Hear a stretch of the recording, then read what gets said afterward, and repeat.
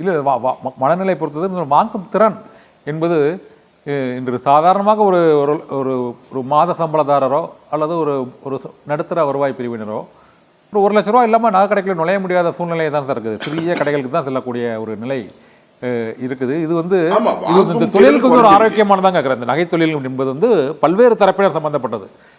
சிறு அந்த நகை ஆசாரிகள், அந்த பொற்கொள்ளர்கள் மற்றும் பெரிய நகைகள் மற்றும் இந்த மிஷின் கட்டிங் என்ற எந்திரமயமாக்கலில் உள்ள அந்த நகைகள் இது போன்றவை இருக்கும்போது ஒரு சாதாரண ஒரு சிறிய நகை விற்பனையாளரால் நீங்கள் இந்த 2 தங்கம் மற்றும் வெள்ளி நகை விற்பனையாளர் சங்க தலைவராக இருக்கனால சொல்கிறேன், இந்த கடைகளில் அந்த நகைகளை அதிக மாடல்கள் செய்து வைப்பது மற்றும் வாடிக்கையாளர்களுக்கு தேவையான மாடலை முதலீடு செய்து வாங்கி கொடுப்பது, இதில் ஒரு சிக்கல் ஒரு கேப் எதுவும் உருவாயிருக்குதான் நினைக்கிறீங்களா? நிறைய பேர் தொழிலை விட்டு போகிறாங்க அப்படிங்கிற மாதிரிலாம் செய்தி வந்துட்டு இருக்கு. உண்மைதானே? அது உண்மைதாங்க. ஏன்னா முதலீடுகள் அதிகரித்து கொண்டு வருகின்றன, ரிஸ்க் அதிகமாயிட்டு வருது, 2வது லாபம் குறைஞ்சிட்டு வருது. ஏன்னா தொழில் போட்டி முதல் பக்கம், 2வதாக இப்போ இவ்வளவு முதலீட்டுல நிறைய டிசைன்ஸ் அவங்க வச்சிருந்தா விற்பனை செய்ய முடியும்னா அவங்களால அந்த அளவுக்கு முதலீடு செய்ய முடியாத சூழ்நிலை ஏற்படும் பட்சத்தில் அவங்க இந்த தொழிலை விட்டு விலகிறாங்க. அப்படி இல்லைன்னு சொன்னா ஒரு 2-3 பேர் கூட்டா தொழில் ஆரம்பிக்கிறாங்க. ஏற்கனவே இருக்கிற தொழில் இருக்கவங்க ஒருத்தரால இது சமாளிக்க முடியாது, ஸோ 2 பேரும் சேர்ந்து செய்யலாம் அந்த முதலீடு அப்படிங்கிற மாதிரியான விஷயங்களை கூட செய்ய ஆரம்பிச்சிருக்காங்க. ஆனால் இது ஒரு பெரிய ஒரு சவாலான ஒரு விஷயம். விலை ஏற்றம் என்பது வாடிக்கையாளர்களுடைய பெரிய சவால், அதே போல நகை விற்பனையாளர்களுக்கும் பெரிய சவால். தங்களுடைய முதலீடுகள் பல மடங்குகள் அதிகரித்து விட்டன, அதை பாதுகாப்பதும் அதற்கு உண்டான விஷயங்களை செய்யறதும் ஒரு பெரிய சேலஞ்சா இருக்கு. ஓகே, இப்போதே தங்க நகை வாங்குவது என்பது அந்த திருமண நிகழ்வுகள் இது போன்ற பல்வேறு நிகழ்வுகளில் இந்த தங்க நகைகளை பரிசாக வழங்குவது குறைந்து கொண்டே தான் வருகிறது. ஏற்கனவே உள்ள தங்கத்தை, வீட்டில் உள்ள தங்கத்தை, குடும்பத்தில் உள்ள தங்கத்தை பாதுகாப்பது மற்றும் இந்த அடகு வைத்துள்ள நகைகளை மீட்டு அதை பாதுகாப்பது தான் இருக்குது. புதிதாக தங்கம் வாங்கி அவர்கள் அதை இந்த வீட்டில் உபயோகிப்பதற்கான தங்கம் பயன்பாடு, அதாவது இந்த ஆபரண தங்க பயன்பாடு என்பது இந்த 1 லட்சத்தை எட்டியுள்ள நிலையில் சென்னை போன்ற பெருநகரங்களில் இப்போ அந்த கடைகளில் பெரிய அளவில் பாதிப்பு இருக்கா இல்லையான்னு தெரியல. ஆனால் சிறு நகரங்களில் அது பெரிய தாக்கத்தை ஏற்படுத்தி இருக்குது. இதுக்கு அரசோ அல்லது இது போன்ற இதுக்கு முன்னர் விலையேற்றத்தின் போது என்ன நிகழ்ந்தது, இப்போது என்ன நிகழ்ந்து கொண்டிருக்குது சார்? இப்பொழுது பார்த்தீங்கன்னா அரசு 18 கேரட், 14 கேரட் மற்றும் 9 கேரட்ல நகைகள் அறிமுகப்படுத்தியிருக்காங்க.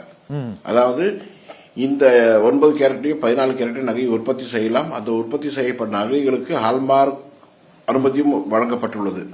இது ஒரு நல்ல விஷயம். என்னன்னா நகைகள் ஒரு திருமணம் சொன்னா ஒரு கழுத்து நிறைய நெக்லஸ் இருக்கணும், கை நிறைய வளையல் இருக்கணும், நெத்தி சுட்டி இருக்கணும், காதல் இருக்கணும், இப்படி எல்லாமே இருக்கணும். இப்படி எல்லாமே இருக்கணும் அப்படின்னு சொன்னால் குறைந்த நகையில இது எல்லாமே பூர்த்தி செய்ய முடியாது. ஸோ உங்களுக்கு ஒரு 9 கேரட்லயும் 14 கேரட்லயும் நம்ம நகை வாங்கி போட்டுட்டோம், நிச்சயமாக நீங்க குறைந்த அளவு பணத்துல இது எல்லாமே நிறைவேற்றலாம். ஏற்கனவே நம்ம ஒரு 70,000 60,000 ரூபாய்க்கு ஒரு சவுன் இருக்கும்போது என்ன நிலைமையில எவ்வளவு நகை வாங்கி போடுவோமோ அந்த அளவுக்கு நகையை இனி 1 லட்சம் வித்தாலும் ஒரு 14 கேரட்ல வாங்கி போட்டோம்னா உங்களுக்கு எந்த பாதிப்பும் இருக்காது. அது அந்த நகையை நோக்கி இன்றைய இளைஞர்கள் அல்லது இன்றைக்கு தேவைக்கு உள்ளவங்க போக ஆரம்பிச்சிட்டாங்க. நாங்கள் இது கண்கூடா பார்த்துட்டு இருக்கோம். நிறைய பேர் 14 கேரட் இருக்கா 18 கேரட் இருக்கான்னு கேட்டு வாங்கிட்டு போறாங்க. ஸோ அவங்களுடைய நல்ல ஒரு விழிப்புணர்வு உள்ளது. அதில் பர்டிகுலரா ஹால்மார்க் நகையை வாங்கிட்டு போறாங்க. அது ரொம்ப சந்தோஷமா இருக்கு. இல்லை, இப்போ ஹால்மார்க் கொடுத்துருக்காங்களா சார்? 9 கேரட் 14 கேரட் நகைகளுக்கு ஆமா 9 கேரட் 14 18 கேரட் கொடுத்துருக்காங்க. 9 14 18 இப்போ மக்கள் நீங்கள் இப்போ மார்க்கெட்டில் இருக்கிறது அந்த 22 கேரட் தான் இப்போ நகை. ஆனால் அதே கலர், அதே அளவுக்கு தரம், அதே அளவுக்கு அந்த தரம் நிறம்லாம் அதே அளவு இருக்குமா சார் இந்த 14 கேரட் 9 கேரட்டுக்கு? எந்த மாற்றமும் இல்லை. நீங்க பார்க்கச்சே உங்களுக்கு ஒரு மாற்றமும் இருக்காது. இப்போ 9 கேரட்டும் 14 கேரட்டும் வங்கியில் எடுத்து அடமானம் கூட வைக்கலாம். அதுல எந்த வித சேலஞ்சும் கிடையாது. நகை கடையில சாதாரண அடகு கடையில போய் அதை அடமானம் வைக்கலாம். ஏன்னா அதுல ஹால்மார்க்ல அது எத்தனை கேரட் இருக்கும் அதை அவங்க பார்த்துட்டு அதுக்கேற்ற மாதிரி அவங்க அது ஒரு விலையை வச்சு அவங்க அடகு வச்சு பணம் தருவாங்க. பேங்க்ல ஆகட்டும் இல்ல பிரைவேட் கம்பெனிகள் ஆகட்டும். ஓகே, இப்போ இந்த 22 கேரட் நகை இருக்குல்ல சார், அதுக்கு ஒரு சவரன், 14 கேரட் ஒரு தங்க நகை ஒரு சவரன், இது என்ன சார் விலை வித்தியாசம் என்ன இருக்கு இதுல? 22 கேரட்டுங்கிறது ஒரு சவரன்ங்கிறது கிட்டத்தட்ட 1,560,000 ரூபாய்.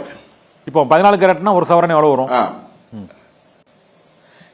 ஏறக்குறைய ஒரு 25,000 ரூபாய் கம்மியாக வரும் 18 கேரட். 18 சரி. 24 கேரட் 22 கேரட்டை விட ஒரு சவரனுக்கு 25,000 கம்மியாக வரும். 14 அதோட 14 கேரட் 14 கேரட்னா ஏறக்குறைய 60,000 ரூபாய் 55,000 ரூபாய்க்கு வருங்க. குறைய வரும் இந்த ஒரு சவரனை விட குறையும். ஆமா ஆமா ஆமா. Okay sir.